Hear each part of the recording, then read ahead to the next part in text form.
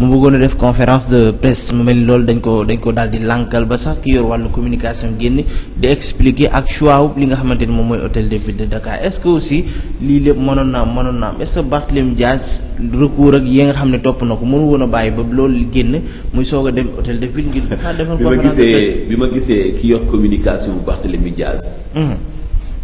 muy wax après dama reetaan. Je me rappelle bi ñu créé coalition Yewwi Askan Wi. ma ni coalition Yewwi Askan Wi gëwuma leen parce que il y a des traîtres te am na ñoo xam ne gëmuñu ko dañ ci recaser wu rek politiquement pour mën a am base kooku yor communication Barthélémy Dias il a osé envoyer ma benn message. yàq ma lu mel ni xëy waaye comme man ku ma jam ma fayu ma yàq ko lu mel ni xëy. wax ko musibaam ak ñi mu yaakaar ci wàllu politique soog ko bloqué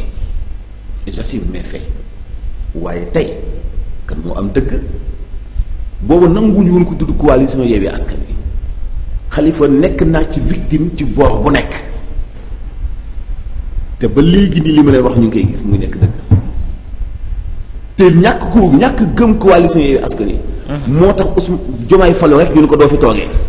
parce que bu ñu gëmoon doxal li ñu proposé woon dynamique bu ñu proposé woon Sénégalais yi ci législative ak locale yu 2022 yi. diggante booba ak léegi ay sikkim yi fastoo ba ëgsi ci niveau bi xaju fi. kon dox fi la war a dox na fi wax fi la war a wax dox na fi jëf fi la war a jëf dox na fi mais ku def loolu lépp nag ci diggante bi mooy la nga nekkoon te ma ne leen gëmoo leen ko woon gëmuñu ko woon. parce que ku gëmoon loola xam ni loola ak li fi nekk tey changé wul même projet boobu moom mooy continuer ba léegi mënoo koo gëm daaw ak daaw jékk ren nga weddi ko sukkandiku ci prétexte bi nga sukkandiku rek mooy kanam Ousmane Sonko neexuma. Macky Sall jël leen batti leen joué leen nax leen teg leen i dil génne xoolal jaxase leen soog a dem mais léegi man li may demander mooy ñoom ñëpp nañu delluwaat ci principe wu coalition Yewwi Askan Wi. nañu delloo si waat principe bu dynamique Yewwi Askan Wi ba xam dinañu xuloo wala déet. ba xam dinañu xeex wala déet. kon gëmatuñu dynamique Yewwi Askan Wi ñàkk koo gëm googu moo taxoon ma doon wax naan ñii di def politique gëmuñu ñun Sénégal yi dañuy nax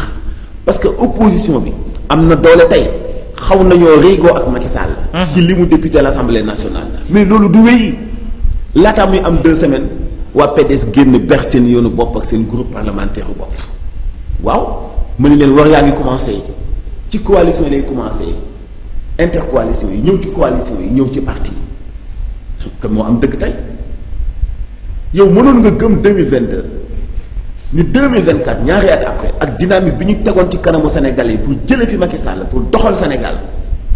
Khalifa Sall dina giite ngaas ak Barthélémy Dias ak Ousmane Sonko.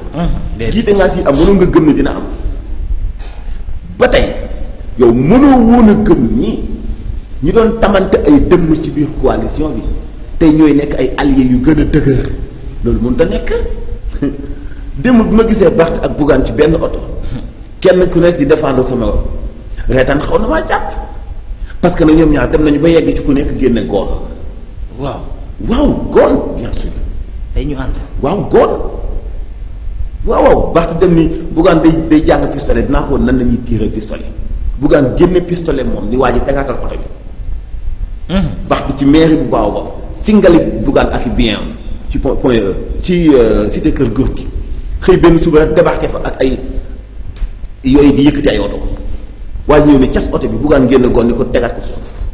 baa ma nangam tànn coow li mel ni tulle ak màlle ñëw àndaat tey li ñu gëm bëgg démb ak li ñu gëm tey. moo tax ma ne ñun askan wi ñun ñoo war a yeewu ñun ñoo war di yónni histoire di interroger waat histoire. est-ce que li am tey logique na est-ce que li am tey mun na nekk. li am tey logiqueul Khalifa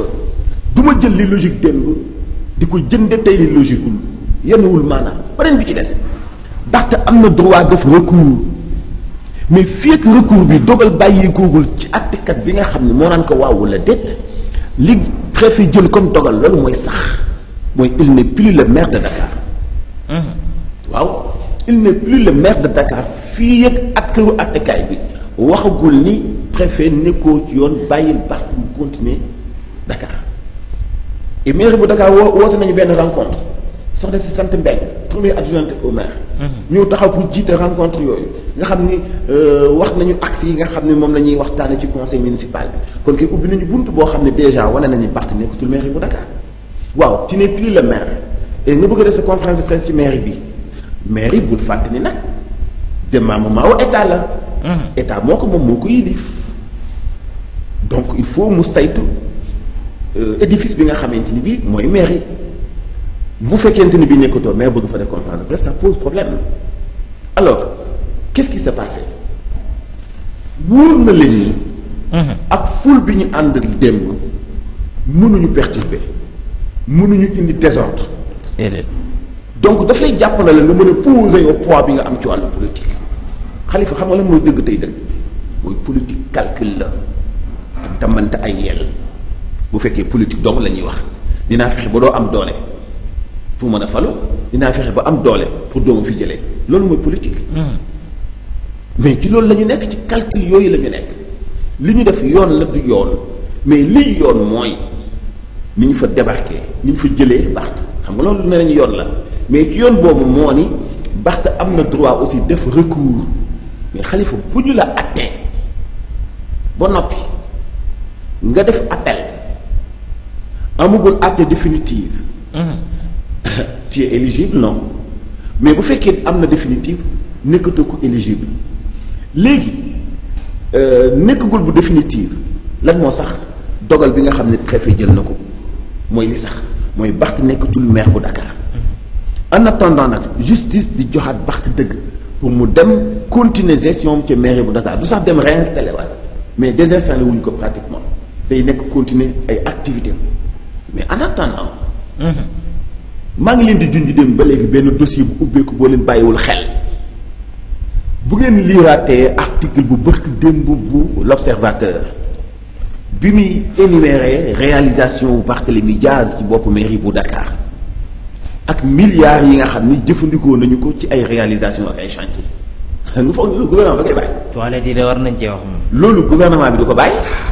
fokk mu amal ci ak saytu. et puis boo delluwaat leen ci conférence de presse bu mujj bu Barth bi. fi mu gën a accentué wu fi mu gën a concentré wu mooy il a parlé des réalisations et il a parlé ci ni man kenn amul foo ma mën a jame baaraam audité nañu ma te nañu ma audité waat donc daf ci bàyyi xel bu baax ci kenn amul foo ko mën a jame baaraam ci wàllu gestion. le lendemain observateur bind ci gestion il a fait des révélations terrifiantes yoo xam ne war nañ ci bàyyi xel bu baax est-ce que Barth kon benn dossier ñàkk nekk maire bu Dakar ñàkk nekk député rekk ci lay yem walla ndax dafay nekkaat laneen lu ubbeekuwaat walla ndax dafay nekk laneen lu ubbeekuwaat lu beneen dossier lay doonaat après enquête après audit Khalifa ay question la de yu mat a bàyyi xel ay question yu mat a bàyyi xel yoo xam ni mun nañu foog ni wax ji foofu lay yem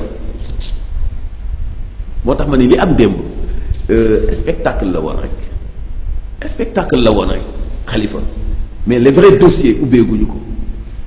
les vraies batailles ñëwagul loolu na leer donc jàpp naa ne pour l'instant jàppale digg ci wàllu politique nii ci côté opposition bëri na lool cinéma bëri na lool ñiy affiché indo joué kabo yi. yàgg. waaw fa muy mujj mën na bañ a neex. est-ce que xam nga Barth maîtriser wu sax entourage am. ah oui. Barth ne maîtrise même pas son entourage ak a bëri ay infiltré ci biir. toog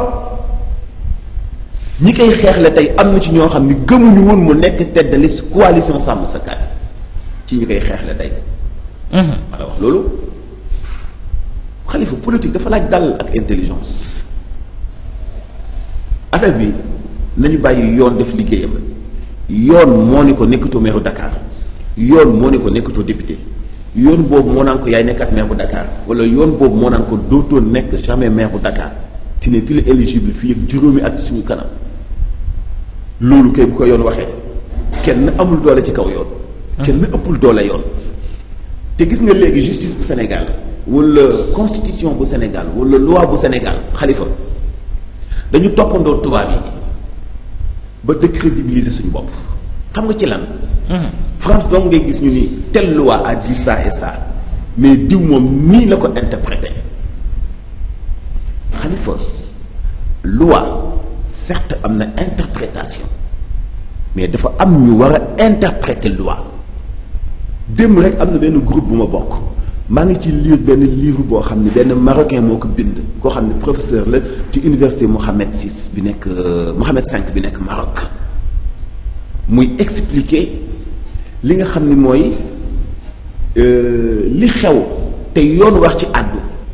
bu fekkee anam gi mu xewee dafa échappé yoon te yoon war a ñëw àdduwaat ci nan la ci yoon bi àddoo kan moo ci war a àddul yoon nan la ci àddoole yoon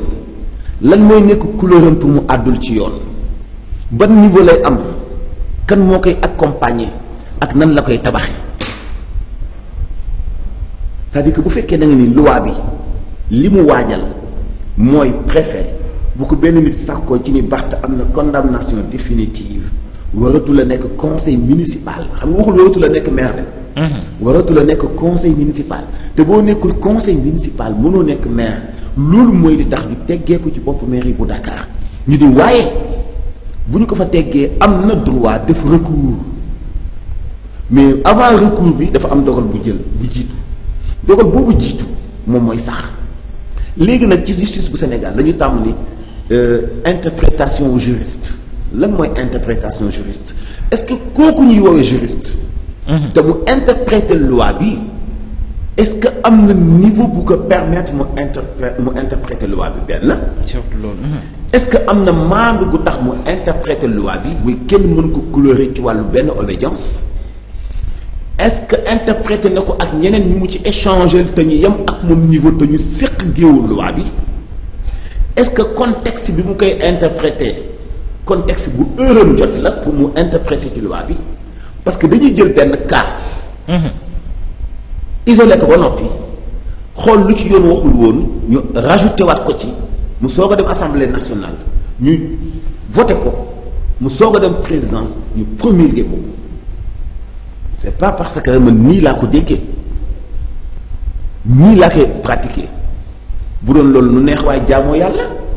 waaw noonu la neex nga koy defee. waaw bu doon loolu nu neex waaye jaamoo yàlla dañ naan la boo amee fukki béy nii ngay génnee azaka boo amee ñetti nag nii ngay génnee azaka boo amee ñetti gileem nii ngay génnee azaka nombre bii ngay am pour génne nombre bii am na lim boo xam ne boo ko amee ci nag booy génn azaka doo génn nag xar ngay génnee am na lim boo xam boo ko amee ci gileem booy génne azaka doo génn gileem xar ngay génnee loolu interprétation la mais interprétation bu ñi ko seq sukkandikuñ ci benn cas mais dañ ko isolé ba noppi mënoon na am cas mais dañu jël cas ba isolé ko ba noppi tey booy jël Barthélémy Dias def ci interprétation en tant que juriste niveau bi dina la ko permettre dëppoo ak sa ay collège bi nga xam ne moo leen boole dina la ko permettre contexte bi dina la ko permettre di nga am capacité isolé cas boobu nga xamante ni bi du am couleur politique doo am obédience politique pour soog a mën a am taxawaay boo interprété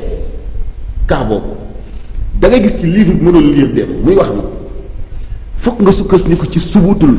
xadas muy li xew na ba noppi yow nga jël sa bopp teg ko ci li xew gis ni amoo ci benn couleur maanaam mu wóor la ni yow faraloo ci kenn nga soog a jël cas boobu isolé ko teg ko ci collège bi muy ñi nga séqal penc mi te ngeen yem niveau ci wàllu xam-xam bu ngeen ko dajalee ba noppi ngeen xam ne yeneen yu mel noonu mën na xewaat ngeen yokkaat ci yeneen soo ko jël mu dem parlement bi saxal ko président soog ko promulgué nañu bàyyi interprétation loi bi ñu bëgg a fowee député yii nag mu ngi commencé xew Sénégal député bi Macky Sall bëggee nekk am 3e mandat ak léegi la ñu commencé fu nekk juriste jóge fa diw juriste la mu ngi France diw juriste la mu ngi États-Unis diw juriste la mu ngi Sénégal moom ni mu interprété mooy 7 ans wu Macky Sall yi mënuñu ko considérer ni mandat la parce que bi ñuy voté référendum bi boobu mu ngi woon ci mandat bu mu commencé ba noppi kon jiituwul woon Sénégal. moo jaaxal ñëpp. kon bi ñu ko fal loolu tuddloo mandat buuñaa la tuddoon dañ ko doon kay jiite Sénégal saa bu la neexee rek. wala bu tuddul mandat nan la tudd ku nekk ñëw ak interprétation te lépp xel kese la xam-xam du xel xam-xam du xel interprétation loi dañu ko saxtal. li may wax nii ñi jàng tubaab bu ñu ko comprendrewul ñi jàng diine xam fiq xam nañu bu baax li may wax interprétation loi xalifa muy loo xam ne xëy na fekkuñu ko ci alxuraan fekkuñu ko ci xaddis fekkuñu ko ci fiq yi ñi jëkk a bind te mu xew après nan la ñu koy àttee dafa am lu ñuy wax al ijmaa boobu nag lan moo tax muy am kan mooy isolé cas bu yóbbu ko ca ijmaa ba ñen ñooy bokk ca ijmaa boobu nu ñuy isolé cas bi nu ñu koy càmbaree nu ñu ci yokkaate yeneen yoo xam ne mun na xewaat après pour mu nekk benn jumla bu ñu mën a dugal def ko mu nekk loi pour ñu bind ko te loolu ci biir mun na am sax ixtilaaf mun na sax am wuute nit ñi doonuñu ay juriste mais jàng nañu yeneen yoon yeneen i loi yeneen i justice yu bokkul ak justice bii ñu français yi imposé bàyyi leen interprétation nañu moytandiku juriste bi ñu mu interprété loi bi moom donc moo ko interprété def ko ci collège bi moom donc moo ko interprété xamuñu niveau moom donc moo ko interprété xamuñu jikkoom moom donc moo ko interprété est-ce que isolé na ko moom donc moo ko interprété est-ce que amul obédience mais depuis Macky Sall ak léegi ñu ngi commencé naan juriste bi nii la interprété cas bi xam nga la mooy dëgg tey dëgg fii ak yoon néewul Barth delluwaatal ca mairie ba dogal bi préfet jël mooy sax mooy Barth nekkul maire bu Dakar. Voilà la réalité. Voilà.